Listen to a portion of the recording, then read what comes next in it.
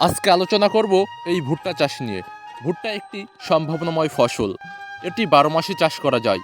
এখন অনেক উন্নত কোম্পানি অনেক উন্নত জাতের ভুট্টা বীজ বের করছে।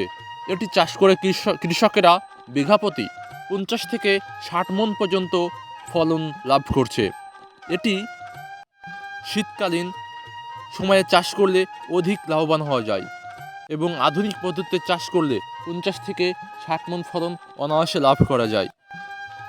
আপনাদের আর আলোচনা করব যে ভুট্টা গাছ যখন বড় হয় তখন ভুট্টা গাছ থেকে পাতা ছিঁড়িয়ে নিতে হবে।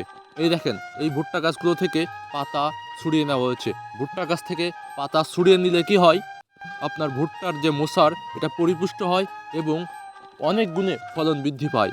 আর পাতা ছুড়িয়ে না নিলে এই যে মোসা ভাঙার সময় অনেক ভুট্টা এড়িয়ে যায় এবং ভাঙতেও অনেক অসুবিধা বোধ করতে হয়।